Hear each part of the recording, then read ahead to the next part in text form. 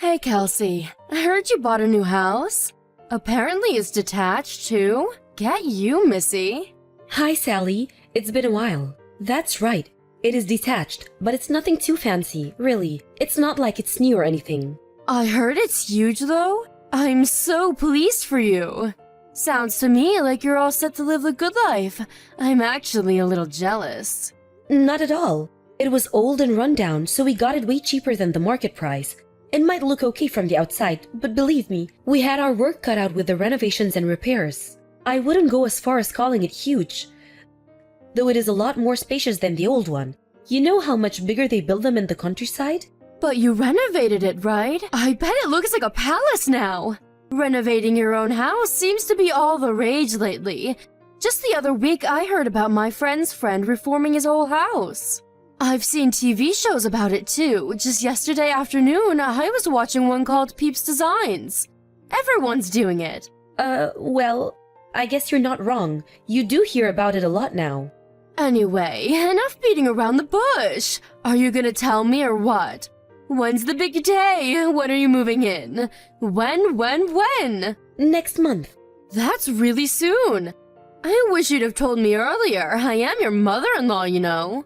I did plan on telling you sooner. I've just been busy with all sorts of things, that's all. Sorry I kept you out of the loop all this time. That lazy son of mine almost never gets in touch with me, you know.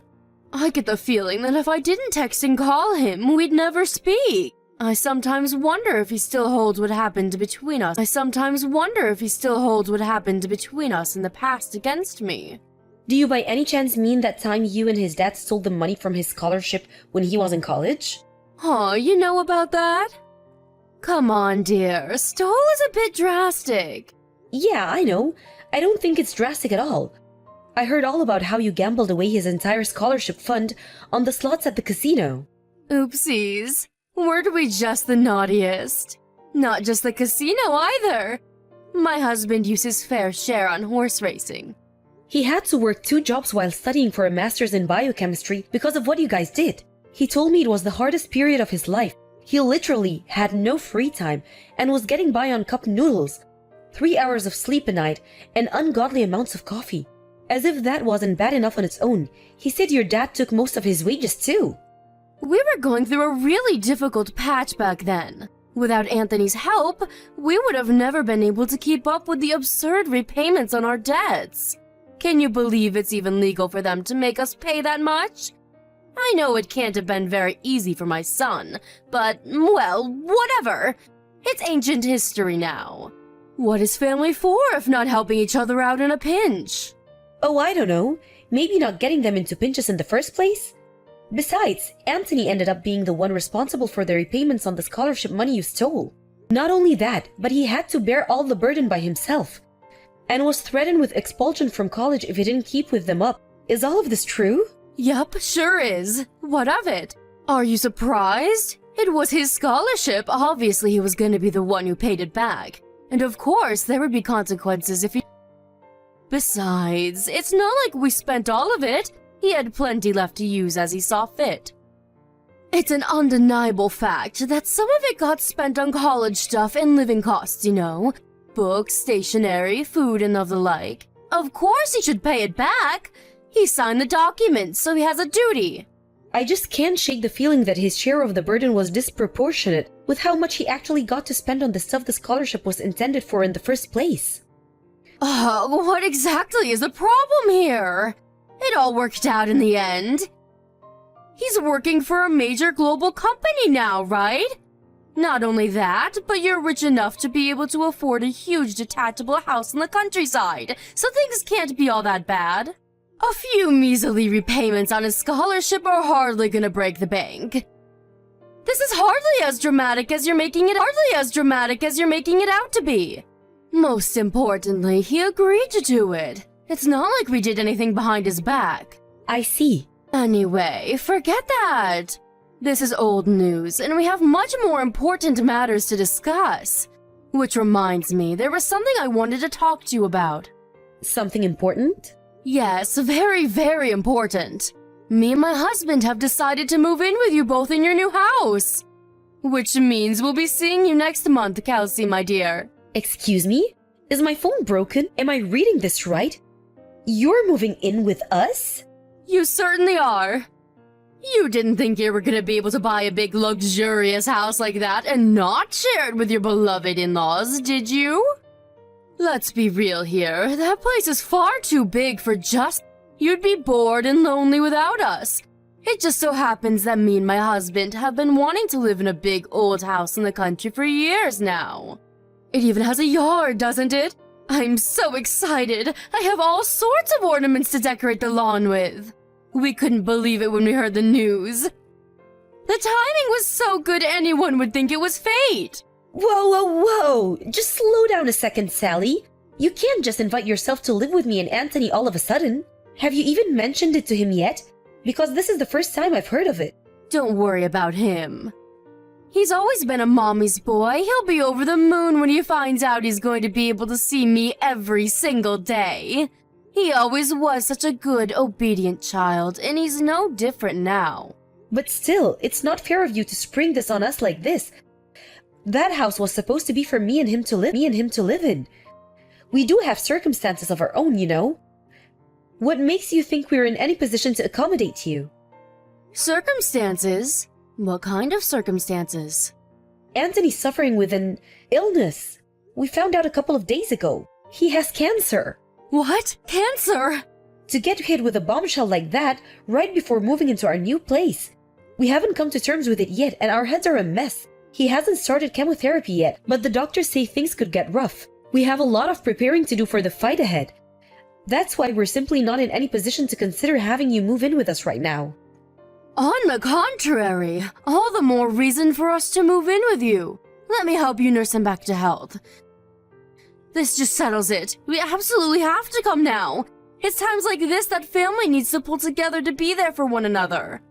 No, it's fine, really. I can take care of things myself. The bottom line here is that we're in no position to take you in. Are you listening to me? It's not happening.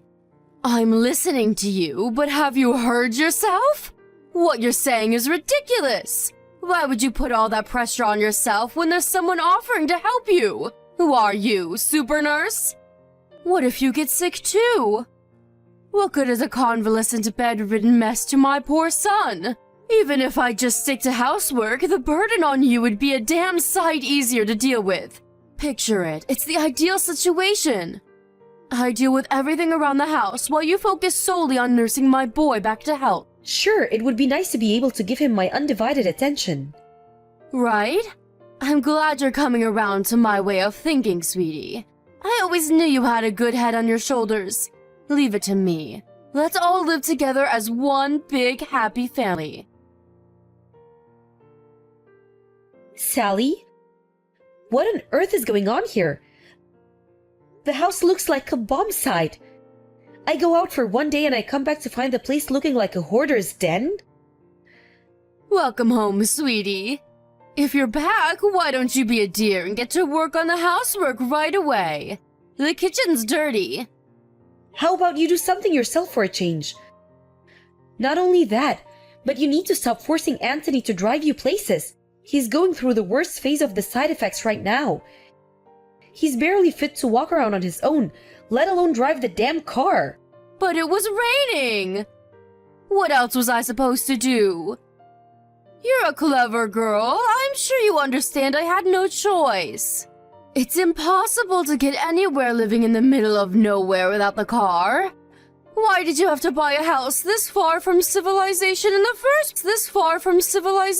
first place? What does the location of our house have to do with you forcing your seriously ill son to chauffeur you around like you're a freaking aristocrat? Those are two completely different issues. You have to stop this. I do wish you'd shut up already. You're like a broken record. If the thought of your husband driving the car is so unconscionable to you, why don't you take me out yourself? It's easy to talk, but are you willing to put your money where your mouth is? Where exactly do you need to go so desperately? You don't even have a job. I like going into town. We live in the middle of nowhere. There are nothing but farms and mountains for as far as the eye can see. I'd go senile sitting around the house all day. The only reason I get Anthony to take me places is because you're nowhere to be seen. He could rest more if you weren't so unavailable. Why do you think I'm not available? I do have a job. You know, my husband is in no fit to work, let alone drive a car. I'm working for both of us to make up for the hit we took with him. Having to take time off work. And we highly appreciate your efforts, sweetie. I assure you. That reminds me, I ran out of money again this week. Can I have another $400? Excuse me? Wow, are you saying you spent the money I gave you already? I only gave it to you 3 days ago. Oh, please, Kelsey, did you really expect that to last me more than 5 minutes? It was pocket change. I lost it all in the slots of the casino. You blew the money I gave you to get on by the slots? Oh my god, Sally, has your husband been going to the casino with you too? Who knows? He's probably walking around the streets with a can of beer in one hand and a cigarette in the other. Seen him in 3 days. He's probably loitering in an alley somewhere making people uncomfortable for all I know. I didn't want to have to say this to you, but you guys are spending too much money. I don't care if you're my in-laws. Wrong is wrong and this can't go on. We live together for crying out loud. Would it kill you to have a little more consideration for me and your son? What's the problem? Are you saying me and my husband shouldn't have hobbies? If you're gonna be like that, I'll just ask Anthony instead. My darling boy. I know I can always count on him to look out for me. He'd go to the bank or rush out to find an ATM in a heartbeat if I asked him to. Don't you dare! He's undergoing cancer treatment, damn it! He's fast asleep and you will not bother him. Fine, you win. I'll give you more money. Excellent! I knew you'd see things my way before long. You're a smart cookie after all. Me and my husband are gonna need $400 each this time. You're asking me for $800? There's no way I can afford that. You'll have to get by on half. You greedy tightwad! Surely with the amount of hours you're working, epoxy $800 shouldn't be a big deal. I have to draw the line somewhere. You're gonna gamble us out of this house if you keep this up. What's the big deal? Just convince Anthony to retire early. He'll get a nice, juicy severance package, and our money worries will be a thing of the past. No way! Anthony loves his job. He's looking forward to going back to work. It's a huge motivating force for him. And I don't think he'd have it in him to fight this cancer with the same level of determination without it. If he quits, who's to say he won't lose the will to fight the disease? And then what? Stop being so selfish. It's time to face reality, Kelsey. My son is incapable of working as things stand, and that's not set to change anytime soon. How are new employees supposed to join the company with him clogging up the roster by being too stubborn to know when to leave? Leaving them hanging in the balance like that is unfair. It would be better for everyone if he just left. Don't even say things like that. My husband is no quitter. He isn't giving up and I won't give up on him. He will absolutely go back to work. I've never been more sure of anything in my life. Oh, to be young. One day, when you grow up, you'll realize blind faith never gets you anywhere. It's time to stop being so naive and childish and accept the harsh realities of life. Kelsey, I'm going for a few drinkies with the girls before I come home this evening. I won't be needing any supper. I see. In that case, I won't be able to come and pick you up. Please make your own way back in a taxi or get a lift from a friend. Huh? Are you joking? It's your day off work today. Are you telling me you'd rather laze around on your butt eating potato chips than give your elderly mother a lift home? I'm busy. Anthony's funeral might be out of the way now, but I still have tons of stuff to take care of. Ah, yes, the funeral. I was blown away by how big the turnout was. I had no idea he was loved and respected by so many people. He was always so shy and introverted. It's hard to imagine him having that many friends. Everyone loved Anthony. Because of how kind he was. He was a good man who would do anything for anyone. Yes, my Anthony was 1 in a million. It's just a shame he left us so young. Right. Anyway, the funeral's over now. So we really should get around to dealing with his belongings. Most of them are going to have to go in the trash, of course. Why? What's the rush? Can't we at least wait until it doesn't all feel so raw? He's barely been in the ground 5 minutes and you're talking about tossing his things in the trash? Why wait? It's going to happen eventually, so we may as well do it now. We need to clear out the room he spent his final weeks laid up in bed in. I want to turn it into my own personal hobby parlor. We're not clearing out his things. Why not? It's not like we're gonna use them anymore. Besides, this is not your decision to make. I make the rules from now on. Me and you are strangers now, and strangers aren't welcome in my home. Wow, what's that supposed to mean? It's exactly what it sounds like. Without my son here, you're nothing more than a stranger, no different to someone I'd pass by on the street. Are you trying to kick me out of the house? Bingo! I knew you'd get it eventually. Well done, sweetie. Think about it. Me and you aren't related by blood. I tolerated you when my son was around for his sake, but there's no reason for us to carry on living together now. This house rightfully belongs to me and my husband as a memento of my son. You're trespassing, so get out. Wow, so that's what you really think of me, huh? I see. You know what? You're right. Strangers don't have any right to live in other people's house. I'll make the necessary moving preparations immediately. I'm so pleased you didn't make this any harder than it needs to be. Make it quick. Understood. I agree. The quicker we get this over with, the better. Okay, that settles in. I want you and your husband out of this house by tomorrow. Excuse me? Me and my husband leave? What are you talking about? You know, dear, anyone would think you're trying to get rid of us. The only one leaving this house is you. That's where you're wrong. You and your husband are the ones who'll be leaving. I've never heard anything more preposterous in my life. Are you trying to make me die of laughter? My son bought this house. It's only natural that it goes to his parents. Are you just trying to get a rise out of me? Or do you actually believe that? I was Anthony's wife, which means I'm first in line to inherit his assets. I'm the owner of this house. I want you to know that I had no intention of doing this before you tried booting me out. But you forced my hand. I want you and your husband gone by tomorrow evening, and that's final. How could you? My son would be turning in his grave if he could hear you right now. He'd never allow this. He's the one who let us live here in the first place. Well, Anthony's gone. Which means I no longer have to tolerate your selfish shenanigans or walk on eggshells around you for fear of causing a big row. From now on, when it comes to anything to do with this house, my word is law, and you will do what I say. Why, you impertinent little upstart.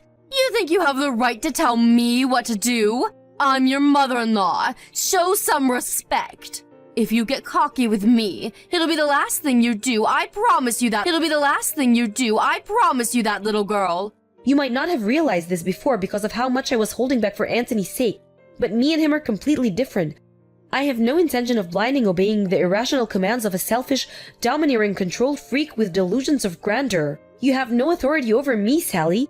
But you did everything I told you up until now. Why are you— I was so obedient all this time was for my husband's sake. He was in a bad enough way as it was with the cancer and the chemotherapy. The last thing he needed was me and you at each other's throats all the time.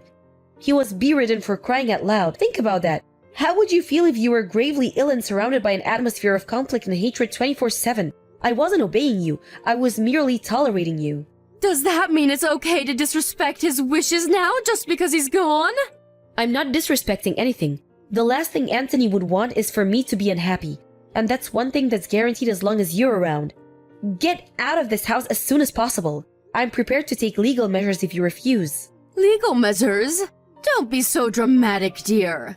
If there's any doubt in your mind as to whom the rightful owner of this house is, then I'm willing to take the necessary steps to prove it to you once and for all. If there's a brain somewhere in that head of yours to stand on and disappear from my life forever. Come on, Kelsey. This is going too far and you know it. The idea of lawyers and judges is so unpleasant to you that I suggest you get out of this house because I'm 100% serious. We can do this the easy way or the hard way. Just know that one of them involves you going to court. Both scenarios involve you and your husband getting out of this house, so you may as well make it quick. Ugh, fine. Look, if you do insist on kicking us out, can you at least give us more time? Tomorrow is too soon. It's just too soon. We need more time to get our things together and find somewhere else to go.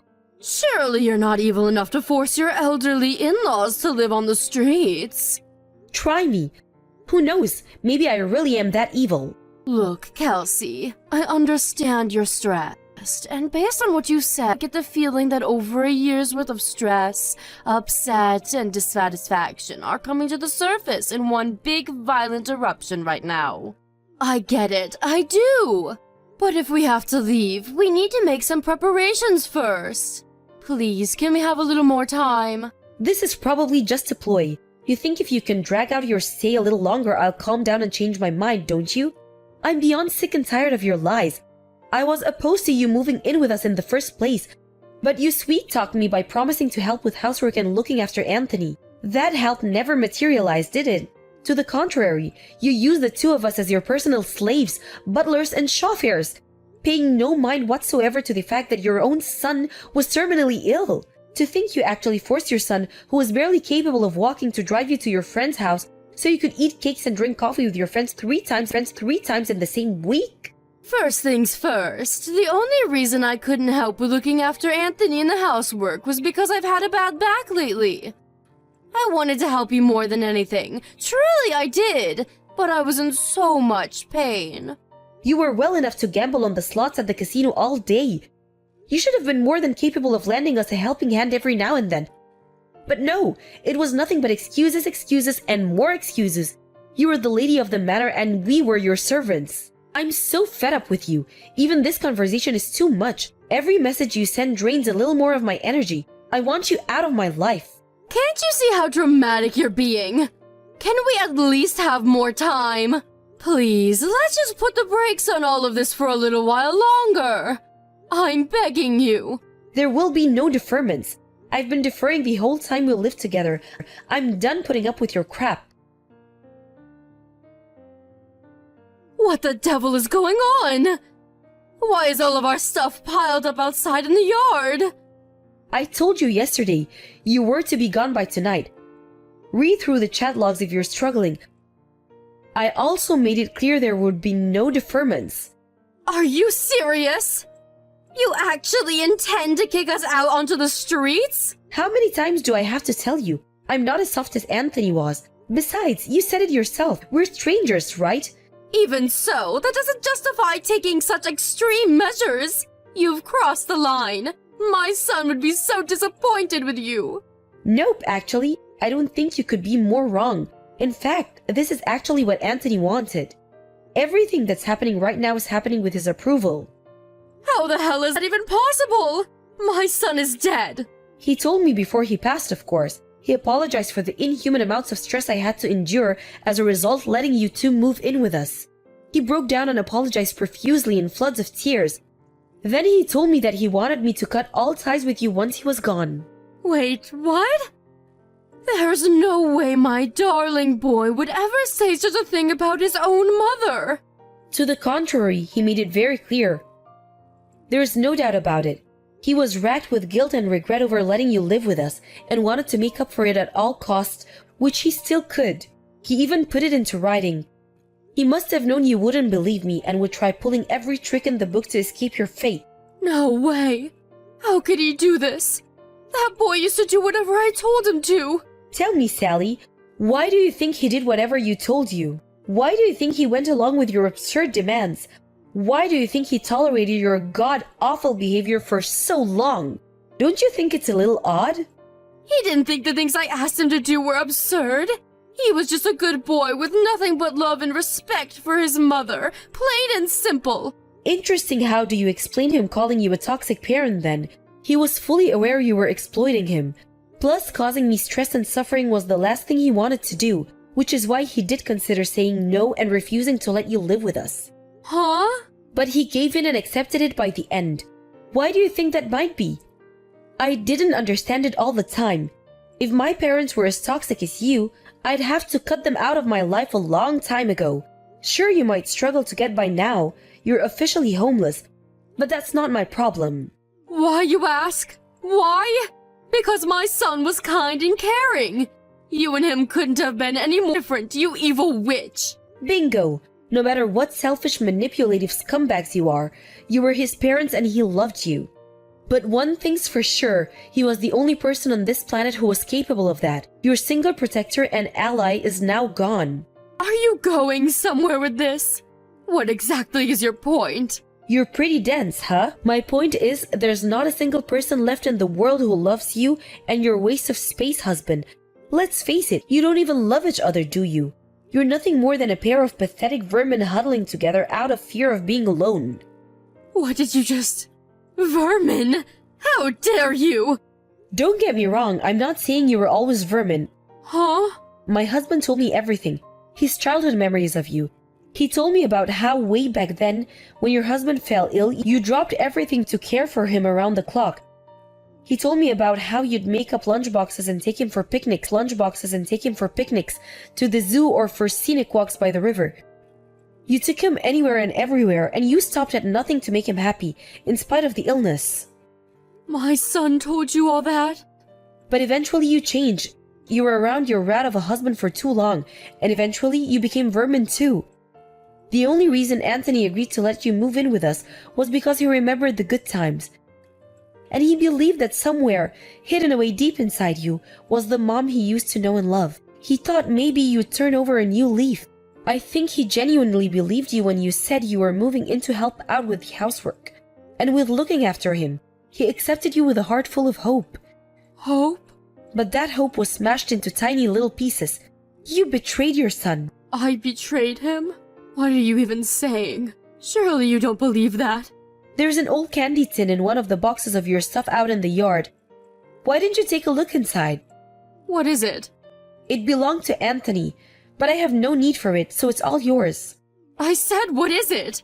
Inside that tin is an origami gold medal. Remember it? Remember that time he caught an awful cold and had to drop out of the school track in field event? He'd been training so hard and couldn't wait to compete. He was so down in the dumps about the whole thing. So you made him that origami gold medal to make him feel better. Huh? This is that thing I made 30 years ago? He kept this the whole time? That medal meant the world to him because it reminded him of his precious childhood memories with you. He loved you. No matter how much you exploited and manipulated him, no matter how many good times you betrayed him. Oh my god, I had no idea he felt that way. It's too late to regret what you did now. Anthony's gone, and he's never coming back. What else did he tell you? He told you all about his childhood memories, right? There must have been more. Tell me. Oh, you're suddenly interested in your son now? I'm afraid I'm gonna have to say no. This has nothing to do with me. Please, I'll apologize for everything if you tell me. I'm begging you. The time of apologies has passed. There's no going back now. Anthony's gone.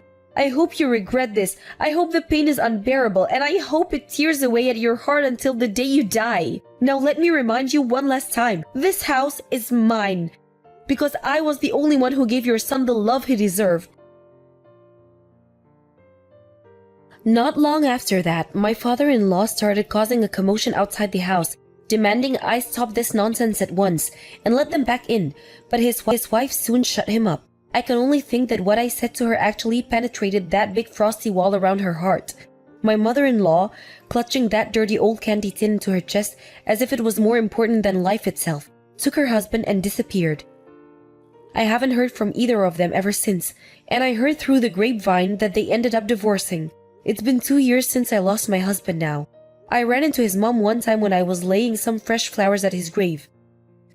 As soon as she noticed me, she hung her head deep in shame and walked away, seeming to have none of the vigor or energy she was once so well known for. Something tells me she actually reflected on what she said, and used the whole tragedy as an opportunity to become a better human being. They do say every cloud has a silver lining. It's just a tragedy that the cost was so high. As for me, I'm still living in that same big old house in the country, surrounded by my cats and dogs, who I love and adore. We went through so much in this house, happiness and sadness, joy and misery, harmony and conflict. But strangely, the only things I remember vividly are the happy times me and Anthony shared together. That's why, It'll always be an important place to me, and I intend to cherish and take good care of it for as long as I live.